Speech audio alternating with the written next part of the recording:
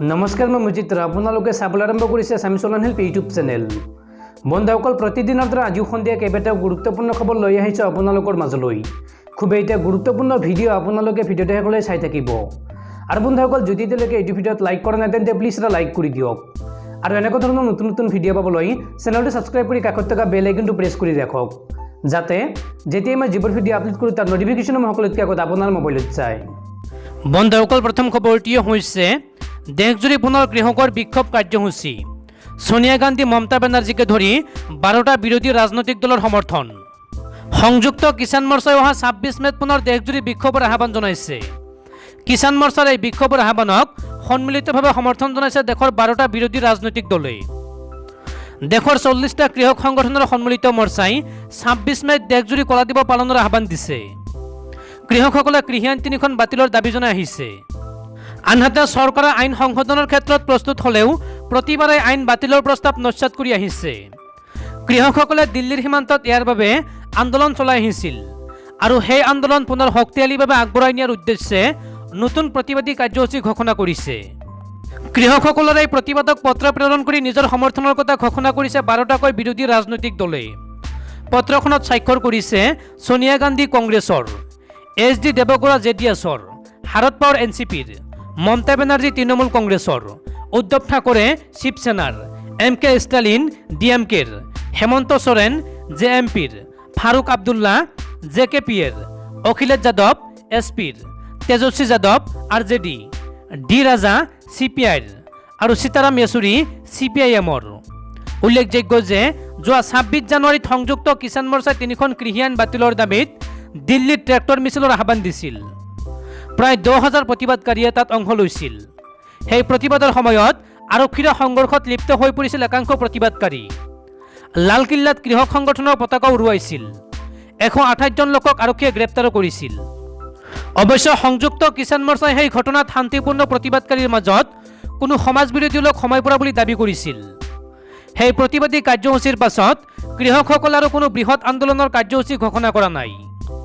বন্ধুসকল তাৰপিছৰ খবৰটি হৈছে পেচেণ্ট এজনক চিটি বাছত নানি ক'ত আনিম। অখিল গগৈৰ বিৰুদ্ধে সৰব মুখ্যমন্ত্ৰী ডক্টৰ হিমন্ত বিশ্ব শৰ্মা। পঞ্চদশ অসম বিধানসভাৰ প্ৰথমখন অধিৱেশনৰ আজি অন্তিম দিন। অন্তিম দিনা মুখ্যমন্ত্ৰী ডক্টৰ হিমন্ত বিশ্ব শৰ্মাই ভাষণ ৰাখে। ভাষণ প্ৰসংগত অখিল গগৈৰ বিৰুদ্ধে সৰব হোৱা দেখা গ'ল মুখ্যমন্ত্ৰীগৰাকীক। মুখ্যমন্ত্ৰীগৰাকীৰ মতে কৰোনাৰ প্ৰট'কল ৰক্ষা কৰি অখিল গগৈক আহল বহলকৈ বাছত অনা হৈছিল।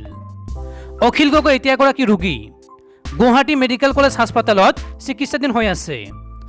গতিকে পেচেণ্ট এজনক চিটি বাছত নানি ক'ত আনিম। ইফালে অখিল গগৈয়ে শপত গ্ৰহণ কৰি প্ৰতিগৰাকী বিধায়কৰ কাষলৈ যোৱাৰ প্ৰসংগত কটাক্ষ কৰি হিমন্ত বিশ্ব শৰ্মাই কয় যে সদনলৈ আহি অখিল গগৈ প্ৰতিখন আসনলৈ গৈ কথা পতাটোত মই ভাবিবলৈ বাধ্য হৈছিলোঁ যে অখিলে ক'ভিড বিলাবলৈ আহিছে নেকি। সদনলৈ আহি ইজনৰ পিছত আনজনৰ কাষলৈ যোৱাটোৱেই তেওঁৰ বেমাৰ। GMCHত সোধোতে মোক কৈছে তেওঁৰ এইটোৱেই বেমাৰ। বন্ধুসকল তাৰপিছৰ খবৰটি হৈছে কোন সঁচা কোন মিছা। জামুগুৰিহাটত উচ্ছেদক লৈ মুখ্যমন্ত্ৰী আৰু বিধায়ক পদ্ম হাজৰিকাৰ ভিন্ন মত। বিধায়ক আমিনুল ইছলামৰ মতে মুখ্যমন্ত্ৰীয়ে দিব ভূমি আবণ্টন, পদ্ম হাজৰিকাৰ মতে দিয়া নহয়। ক'ভিড সৃষ্ট পৰিস্থিতিৰ মাজতে জামুগুৰিহাটৰ একাংশ লোকক উচ্ছেদ কৰাক লৈ ইতিমধ্যে আৰম্ভ হ'ল ৰাজনীতি। এই উচ্ছেদৰ পাছৰ সময়ছোৱাত দুটা মত দেখিবলৈ পোৱা গৈছে।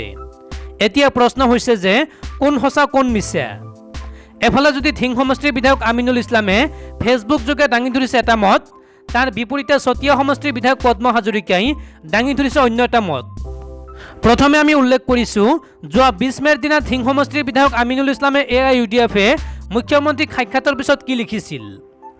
কৰোনাৰ সংকটকালত জামুগুৰিহাটত একাংশ লোকক উচ্ছেদ কৰা অমানৱীয় ঘটনা সম্পৰ্কত আজি আমি AIUDF বিধায়িনী দলৰ তৰফৰ পৰা অসমৰ মুখ্যমন্ত্ৰী মহোদয়ক সাক্ষাৎ কৰি এক স্মাৰক পত্ৰ প্ৰদান কৰিলোঁ। এক সৌহাৰ্দ্যপূৰ্ণ আলোচনাৰ অন্তত মুখ্যমন্ত্ৰী মহোদয়ে সাম্প্ৰতিক পৰিস্থিতিত উচ্ছেদ কাৰ্য বন্ধ ৰখা হ'ব বুলি প্ৰতিশ্ৰুতি দিয়ে আৰু ইতিমধ্যে উচ্ছেদিত ভূমিহীন লোকসকলক 2-3 বিঘাকৈ মাটিৰ আবণ্টন দি প্ৰধানমন্ত্ৰী আৱাস যোজনাৰ অধীনত গৃহ নিৰ্মাণ কৰি দিয়াৰ সংকল্পৰ কথা ব্যক্ত কৰে। এয়া আছিল বিধায়ক আমিনুল ইছলামৰ মত। আমিনুল ইছলামৰ উদ্ধতিৰে বিভিন্ন সংবাদ মাধ্যমে বাতৰি পৰিৱেশন কৰিলে, কিন্তু এই কথা মুঠেও মানি নলয় চতিয়া সমষ্টিৰ বিধায়কগৰাকীয়ে। কালি অৰ্থাৎ 22 মেৰ নিশা ফেচবুক পোষ্ট যোগে পদ্ম হাজৰিকাই কয় যে মোৰ সমষ্টিৰ অন্তৰ্গত চৰচাপুৰী অঞ্চলত অবৈধভাৱে বসবাস কৰা যিসকল লোকক প্ৰশাসনৰ দ্বাৰা উচ্ছেদ কৰা হৈছে সেই লোকসকলক চৰকাৰীভাৱে কোনো ধৰণৰ সংস্থাপন দিয়া নহয়। দুই এটা ৱেব পৰ্টেলে এই সন্দৰ্ভত কিছু ভুল বাতৰি পৰিৱেশন কৰাটো আমাৰ দৃষ্টিগোচৰ হৈছে। মাননীয় মুখ্যমন্ত্ৰী মহোদয়ে এই বিষয়ত ইতিমধ্যে স্থিতি স্পষ্ট কৰি দিছে। কেৱল মাত্ৰ চতীয়া সমষ্টিৰ ভোটাৰ তালিকাত নাম সন্নিৱিষ্ট লোকৰ প্ৰতি আমাৰ দায়িত্ব থাকিব আৰু ইতিমধ্যে প্ৰায় 170টি পৰিয়ালক ভূমিপট্টা প্ৰদান কৰা হৈছে। চতিয়াৰ ভূমিত অবৈধভাৱে বসবাসকাৰী লোকৰ দপদপনি সহ্য কৰা নহ'ব, কঠোৰ হাতেৰে ইয়াক প্ৰতিহত কৰা হ'ব। প্ৰস্তুত এইদৰে লিখি কয় পদ্ম হাজৰিকাই। অৱশ্যে ৰাজ্যৰ মুখ্যমন্ত্ৰীয়ে এই সন্দৰ্ভত নিজাববীয়াকৈ কোনো ধৰণৰ স্থিতি প্ৰকাশ কৰা নাই। এতিয়া চতিয়াৰ উচ্ছেদক লৈ হোৱা ৰাজনীতিক লৈ বিমোৰত পৰিছে সাধাৰণ জনতা। প্ৰশ্ন হৈছে যে প্ৰকৃততে সত্য কোন, কাৰ বাবে উচ্ছেদিত লোকসকল বলিৰ বাটা হ'বলগীয়া হৈছে। বন্ধুসকল, তাৰপিছৰ খবৰটিও হৈছে দশম আৰু দ্বাদশ শ্ৰেণীৰ পৰীক্ষা সন্দৰ্ভত শিক্ষামন্ত্ৰী ৰণোজ পেগুৰ গুৰুত্বপূৰ্ণ সংবাদমেল। মৰিগাঁৱত দেওবাৰে শিক্ষামন্ত্ৰী ৰণোজ পেগুৱে সম্বোধন কৰে এক সংবাদমেল। মেট্ৰিক আৰু উচ্চতৰ মাধ্যমিকৰ ছাত্ৰ ছাত্ৰীসকলৰ অভিভাৱকক লৈ এই সংবাদমেল সম্বোধন কৰে শিক্ষামন্ত্ৰীগৰাকীয়ে।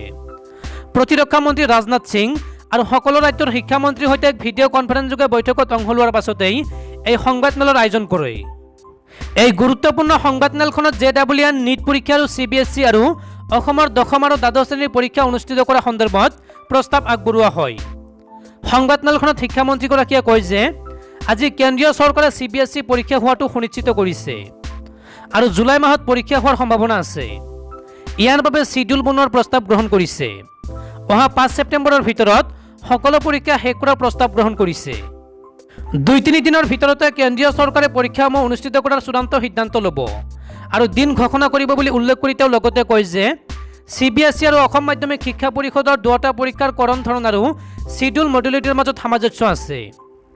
CBSE পৰীক্ষা যিদৰে কেইটামান বিষয় সংকুচিত কৰি পাতিব, আমিও তেনেদৰে পৰীক্ষা পাতিম।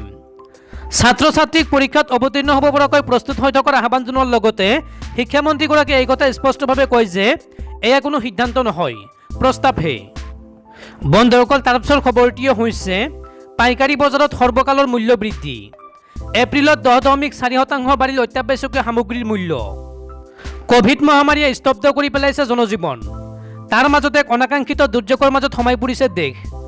সৰ্বকালৰ সৰ্বাধিক মূল্য বৃদ্ধিৰ সন্মুখীন হৈছে সমগ্ৰ দেশৰ পাইকাৰী বজাৰ। ভাৰত চৰকাৰৰ উদ্যোগ আৰু বাণিজ্য মন্ত্ৰালয়ে শেহতীয়াকৈ প্ৰকাশ কৰিছে এই তথ্য অনুসৰি বিগত এপ্ৰিল মাহত দেশৰ পাইকাৰী বজাৰত 10.49% মূল্য বৃদ্ধি হৈছে। এয়া সৰ্বাধিক মূল্য বৃদ্ধি হিচাপে বিবেচিত হৈছে। মাৰ্চ মাহত মূল্য বৃদ্ধিৰ পৰিমাণ আছিল 7.39%। তাৰ পিছৰ মাহটোতে মূল্য বৃদ্ধিয়ে পূৰ্বৰ সকলো অভিলেখ ভংগ কৰে।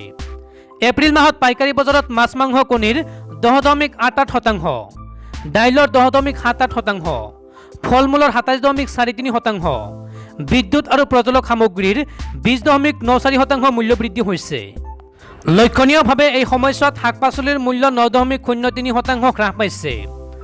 উৎপাদন ব্যয় বৃদ্ধি আৰু পেট্ৰল ডিজেলৰ ঊৰ্ধ্বমুখী দামেই এই অভাৱনীয় মূল্য বৃদ্ধিৰ মূল কাৰণৰূপে অভিহিত কৰিছে উদ্যোগ আৰু বাণিজ্য মন্ত্ৰালয়ে। স্বাভাৱিকতে পাইকাৰী বজাৰৰ মূল্য বৃদ্ধিৰ অভিলেখ দেশৰ প্ৰতিটো প্ৰান্তৰ খুচুৰা বজাৰতো ব্যাপক প্ৰভাৱ পেলাইছে। খোদ গ্ৰাহক পৰিক্ৰমা মন্ত্ৰালয়ৰ তথ্যতে এই কথা প্ৰকাশ পাইছে। বন্ধুসকল, তাৰপিছৰ খবৰটিও হৈছে বিশিষ্ট চলচ্চিত্ৰ পৰিচালক দাৰা আহমেদ আৰু নাই। অসমীয়া ছবিৰ জনপ্ৰিয় পৰিচালক দাৰা আহমেদ আৰু নাই। আজি পুৱা গুৱাহাটীৰ এপল' হাস্পতালত তেওঁৰ মৃত্যু হয়।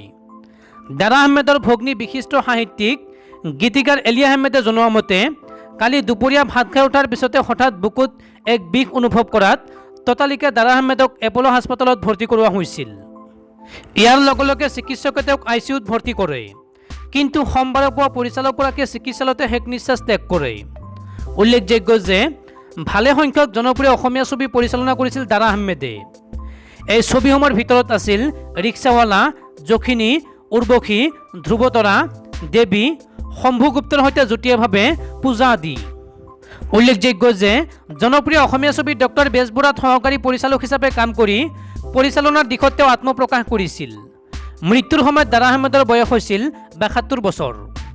বন্ধুসকল, তাৰপিছৰ খবৰটিও হৈছে কৰোনাত আক্ৰান্তৰ সংখ্যা দ্ৰুতগতিত হ্ৰাস পাইছে যদিও মৃত্যুৰ সংখ্যা এতিয়া উদ্বেগজনক।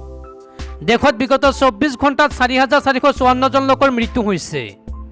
দেশখনে কৰোনাৰ দ্বিতীয় ঢৌৰ পৰা সকাহ পোৱা আৰম্ভ কৰিছে মে মাহৰ আৰম্ভণিতে কৰোনাৰ ভয়ৰ পৰিমাণ এতিয়া মাহৰ শেষত হ্ৰাস পাইছে। দেশত কৰোনাৰ দ্বাৰা সংক্ৰমিত ৰোগীৰ গ্ৰাফ দ্ৰুতগতিত হ্ৰাস পাইছে, কিন্তু বিপদশংকা এতিয়াও হ্ৰাস হোৱা নাই। স্বাস্থ্য মন্ত্ৰালয়ৰ তথ্য অনুসৰি যোৱা 24 ঘণ্টাত সমগ্ৰ দেশত 2,22,315 জন নতুন কৰোনা ৰোগীৰ খবৰ পোৱা গৈছে।